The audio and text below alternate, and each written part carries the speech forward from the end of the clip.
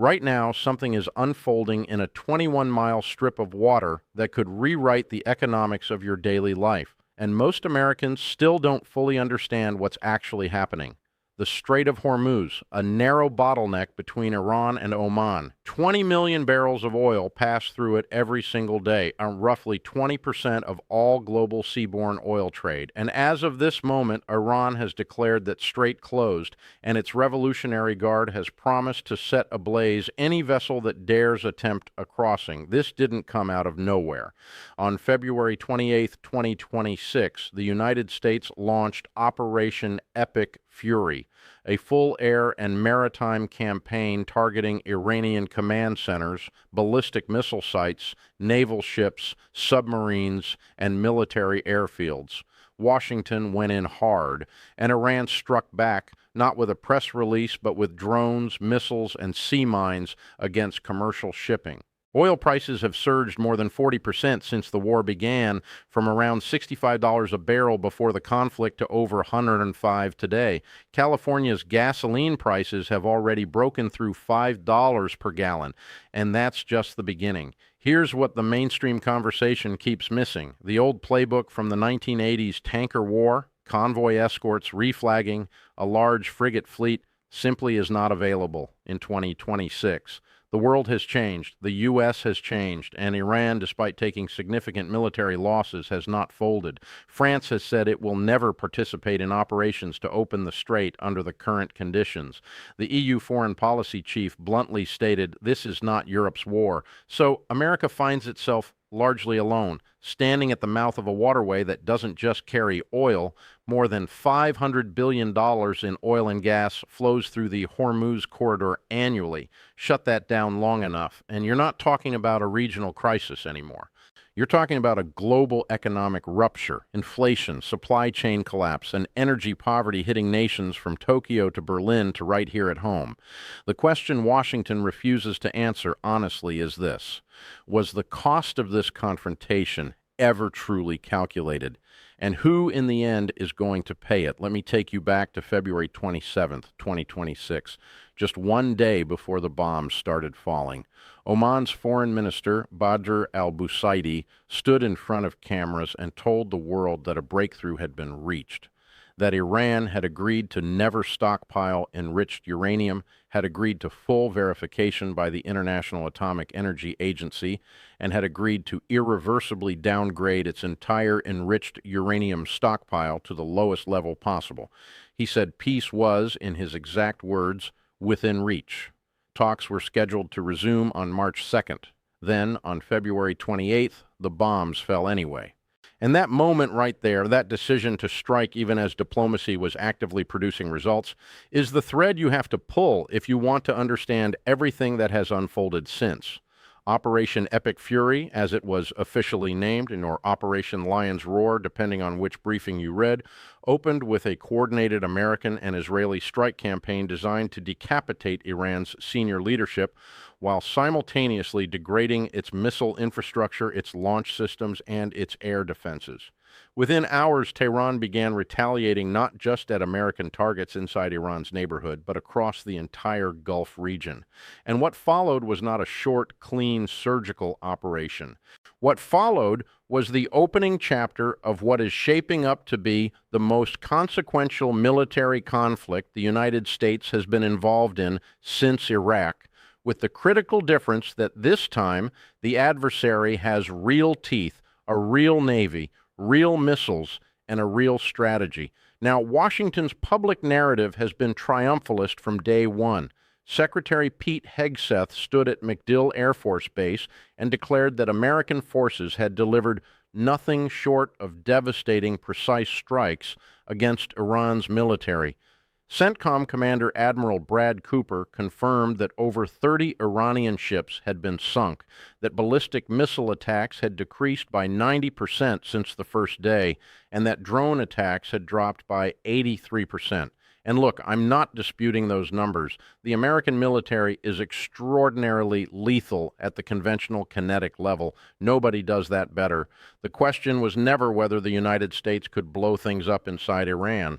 The question was always, what happens after? What does Iran do when it has nothing left to lose?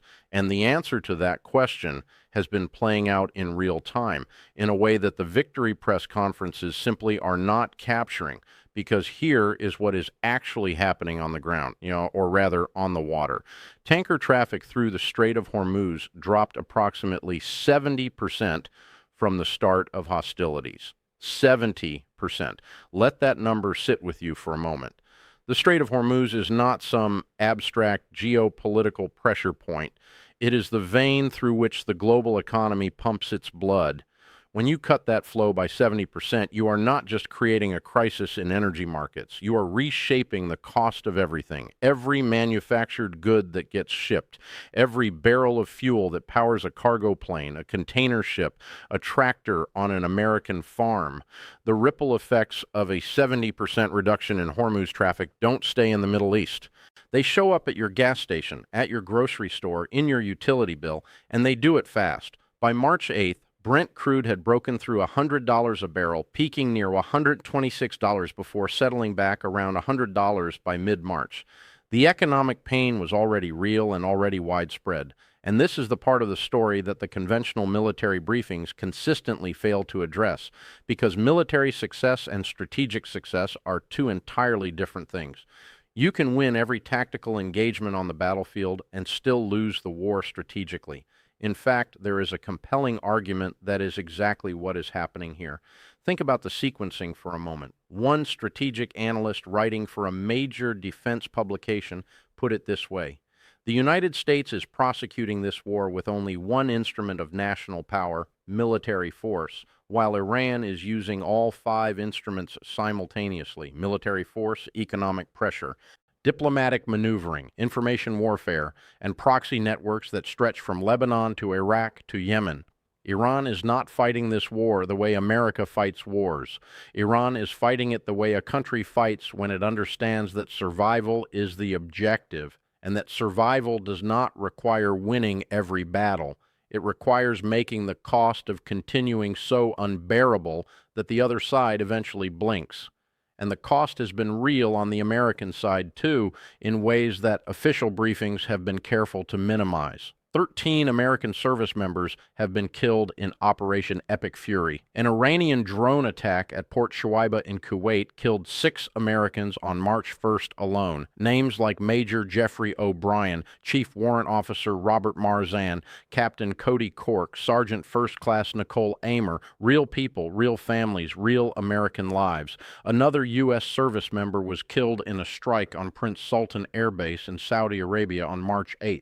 6 more died when a KC-135 aerial refueling aircraft crashed over western Iraq on March 12th. Around 140 American military personnel have been wounded, 8 of them with severe injuries. Now, in the context of a massive military campaign, those numbers may seem manageable, but the significance is not just numerical. The significance is in what these losses reveal about Iran's targeting strategy and its effectiveness. Iran hit 5 American KC-135 refueling tankers at Prince Sultan Air Base in Saudi Arabia in a single strike. Combined with a prior mid-air collision involving 2 additional tankers, the U.S. Air Force lost the effective use of 7 refueling aircraft within a 24-hour window. This matters enormously, and here's why. The KC-135 Stratotanker is the backbone of American air power projection across the entire Middle East theater. Without aerial refueling, you cannot sustain the operational tempo of 6,000 combat flights over Iranian airspace. The KC-135 fleet is already one of the oldest airframes in the U.S. Air Force inventory. Many of these planes are older than the pilots flying them. Losing 7 in a single day is not just a tactical setback. It is a structural degradation of American air power at the exact moment when air power is the centerpiece of the entire campaign. What makes this even more interesting and more strategically significant is where Iran chose to strike. It didn't just go after American assets inside Iraq or in direct proximity to Iranian territory. Iranian drones targeted Dubai International Airport, prompting a temporary suspension of flights. Iranian attacks hit the Fujairah port, causing fires and suspending oil loading operations. There were strikes in Abu Dhabi, in al-Quwain, against the U.S. Embassy compound in Baghdad, against an Italian installation in Iraq, and against a French naval facility in the UAE. Iran was not just retaliating. Iran was methodically demonstrating that the cost of participating in this coalition, or even just hosting American forces, is not a cost that any nation in the region can safely absorb indefinitely. This is strategic messaging delivered by missile, and it is extraordinarily effective. And the international response has been revealing in its own right. When the United States reached out to its allies and asked them to send warships to help secure the Strait of Hormuz, multiple U.S. allies declined the request outright. France made its position clear. French forces would defend French assets in the UAE from incoming drones and missiles, but this was not France's war.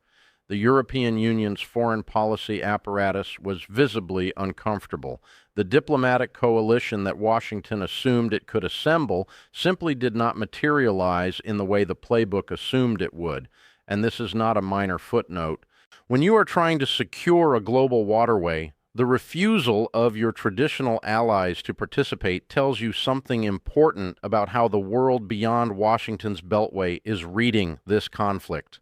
Now, the official U.S. military narrative has emphasized the degradation of Iran's capability with considerable fanfare.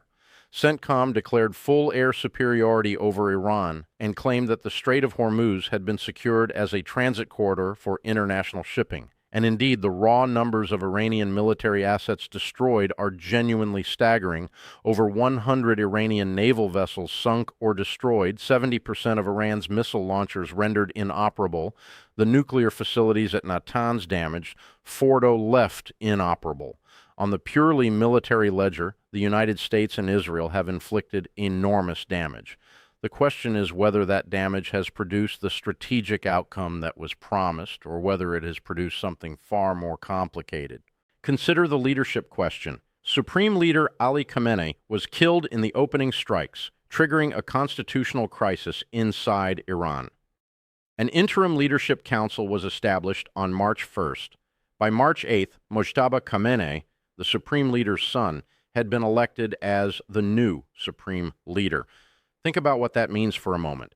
The United States assassinated the head of a sovereign nation, expecting that this would cause the Iranian government and military to collapse into paralysis. Instead, within 10 days, Iran had reconstituted its leadership structure under a new supreme leader who has every conceivable incentive to be even more hardline than his father, because any concession now would look like capitulation under fire.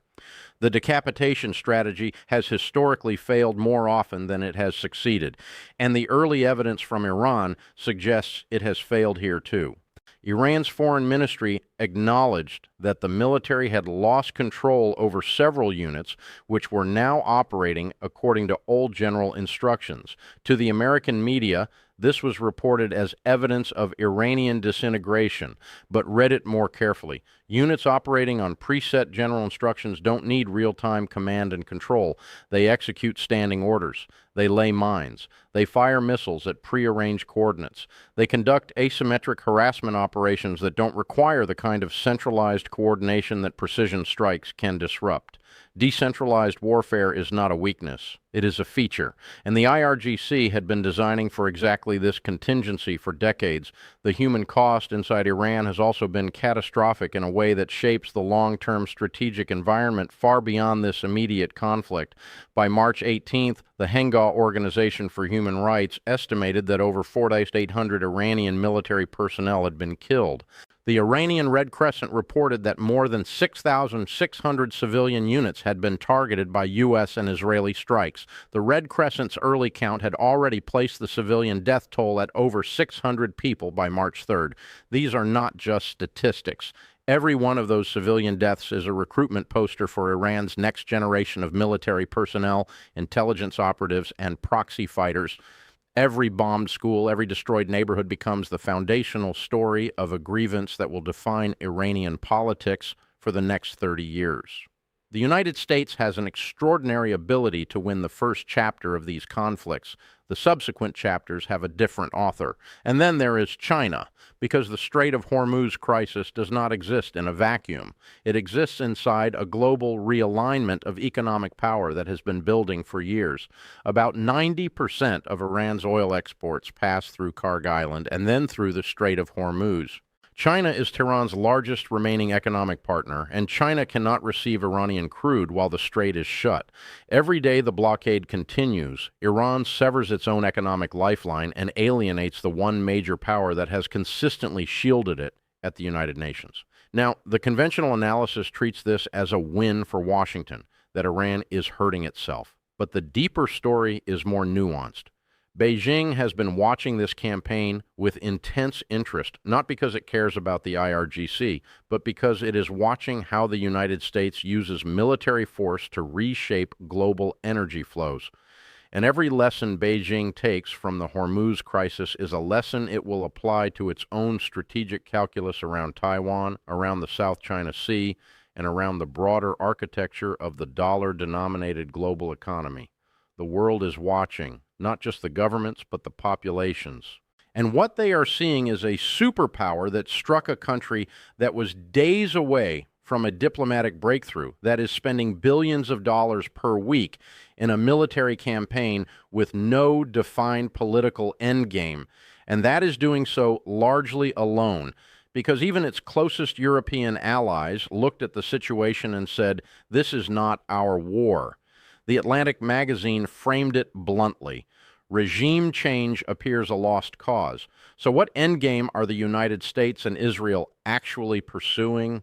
It is a question that deserves an honest answer. And right now, no one in Washington appears to be offering one. The Strait of Hormuz is not just a geographic bottleneck. It is a mirror.